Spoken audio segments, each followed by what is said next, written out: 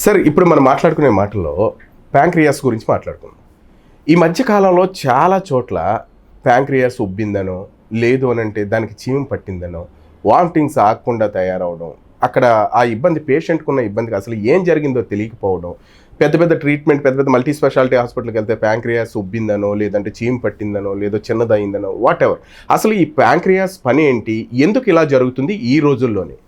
Pancreas ఈ రోజుల్లో కాదండి, ఎప్పటి నుంచో ఉంది. కాకపోతే ఈ మధ్య అవేర్నెస్ పెరగడం వల్ల ప్యాంక్రియాస్ గురించి ఎక్కువ తెలుసుకుంటున్నారు, క్వశ్చన్స్ అనేవి అడుగుతున్నారు. ప్యాంక్రియాస్ అనేది క్రోమ గ్రంథి, మన కడుపులో సేమ్ మన కడుపు అన్నం సంచి కింద ఉంటుంది. బెడ్ ఆఫ్ ది స్టమక్ అంటాం అనాటమీ వైజ్. సో అది ఏంటంటే మనకు సెంటర్ నుంచి కొద్దిగా ఎడం వైపుకి వెళ్తుంది, కడుపు కింద. సో ఆకు రూపంలో ఉంటుంది, మెత్తగా ఉంటుంది. మన మెదడు ఎలా ఉంటుంది మెత్తగా, టిష్యూ అంత మెత్తటి రూపంలో సెన్సిటివ్ ఆర్గాన్. సో కానీ అది ప్యాంక్రియాస్ సెక్రీట్ చేసేటువంటి ద్రవం ఏదైతే ఉందో ప్యాంక్రియాటిక్ ఫ్లూయిడ్ అంటాము.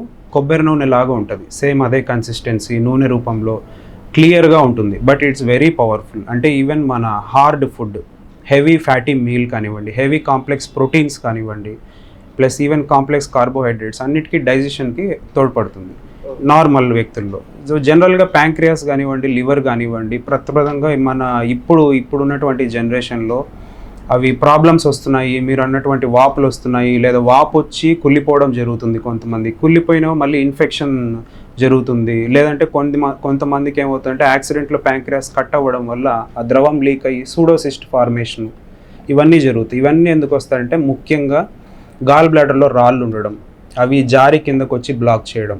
రెండవది ఏంటంటే ఆల్కహాల్, డ్రింక్ అలవాటు ఉండడం, ఆల్కహాల్ రెండవది. మూడవది స్మోకింగ్.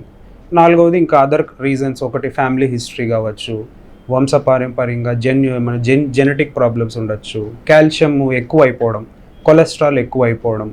సో ఇవి యూజువల్ రీజన్స్. బట్ మనం మెజారిటీ ఏవి చూస్తామంటే ఒకటి డ్రింక్, ఆల్కహాల్ కన్జంప్షన్ ఎక్కువ ఉండడం, రెండవది స్మోకింగ్. ఇందులో కూడా ఆల్కహాల్ అందరికీ రాదు.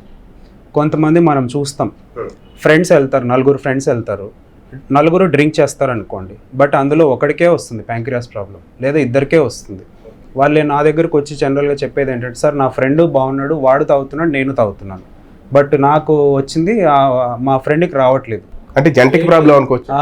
ముఖ్యంగా ప్యాంక్రియాస్ డ్రింక్ చేయడం వల్ల కూడా సెన్సిటివ్ పర్సన్స్కి, అంటే వాళ్ళ జెనెటిక్ స్టిమ్యులేషన్ ఉన్న వాళ్ళకి ఎక్కువగా వచ్చే అవకాశం ఉంటుంది at certain point of time. But ముఖ్యంగా ఆల్కహాల్ అనేది ఒక ట్రిగ్గర్.